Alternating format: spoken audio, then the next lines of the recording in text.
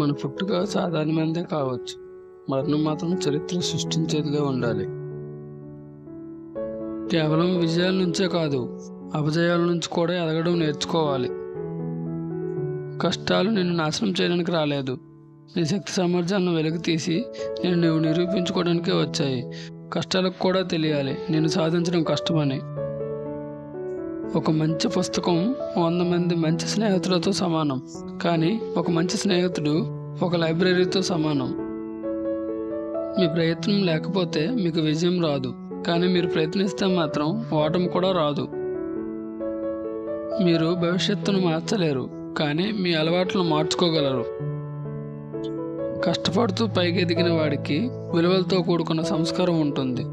ఒక్కసారిగా పైకి ఎదిగిన వాడికి నువ్వెంత అనే అహంకారం ఉంటుంది.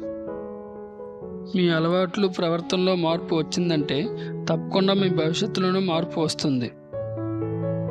గెలుపు అనేది నీడ లాంటిది, దాన్ని పట్టుకోవాలని చూడకు. నీ దారిలో నువ్వు సాగిపో, దానంతటి అదే నీ వెంట వస్తుంది. కానీ నీ అడుగులు వెలుగు వైపు పడితేనే నీడ ఉంటుందని గమనించాలి. గతం ఓ వేస్ట్ పేపర్, ప్రస్తుతం ఓ న్యూస్ పేపర్, భవిష్యత్ అనేది ఓ క్వశ్చన్ పేపర్ లాంటిది. కాబట్టి దాన్ని జాగ్రత్తగా చదివి రాసుకోవాలి, లేదంటే బతుకు టిష్యూ పేపర్ అయిపోతుంది.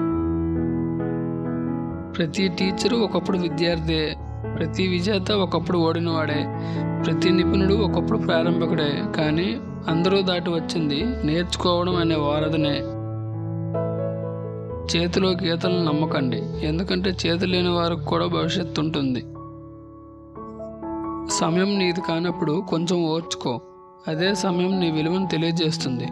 ఎంత ఓర్చుకుంటే అంత గొప్ప స్థానానికి చేరుకుంటావు.